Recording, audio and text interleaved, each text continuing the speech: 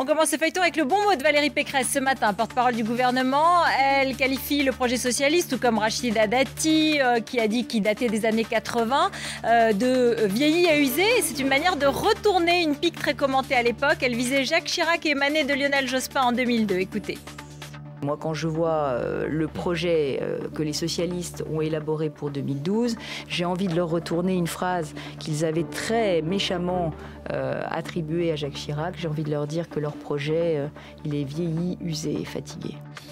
Voilà, bonsoir Benjamin Olassen. On parle ensemble des relations compliquées entre politique et Twitter. Ouais, c'est un peu je t'aime moi non plus entre les politiques et Twitter, ce site de micro-blogging sur lequel on peut laisser des messages courts de 140 signes. Alors c'est vrai que Internet et les politiques, eh bien, Internet sert souvent de bouc émissaire. Alors aujourd'hui, c'est Martine Aubry, dans Le Point, qui a eu cette phrase. Facebook et Twitter, j'ai horreur de ça. C'est typique de cette société où chacun pense à son nombril et puis tous ses faux amis. Ce n'est pas mon truc d'expliquer mes états d'âme. Alors c'est une étrange déclaration pour quelqu'un qui a un compte Twitter et qui s'en sert. Pour quelqu'un qui n'aime pas penser à son nombril, eh bien, elle se sert de Twitter pour penser politique, notamment avec son collectif, pour toucher cet autre public, plus jeune et plus connecté.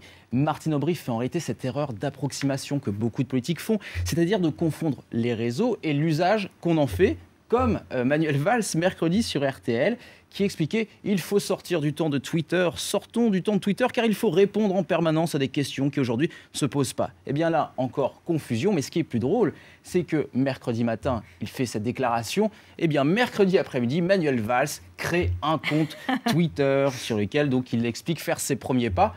Et plus drôle encore, son dernier tweet, qui date d'il y a à peine quelques minutes, eh bien, il y parlait un peu de son nombril, parce qu'il parlait de sa famille. Et voici son tweet, fin d'après-midi avec mes enfants, bonne soirée. Mais voilà, on apprend tous les jours. Les hommes politiques sont beaucoup plus raisonnables finalement. Merci Benjamin Olassen, restez avec nous.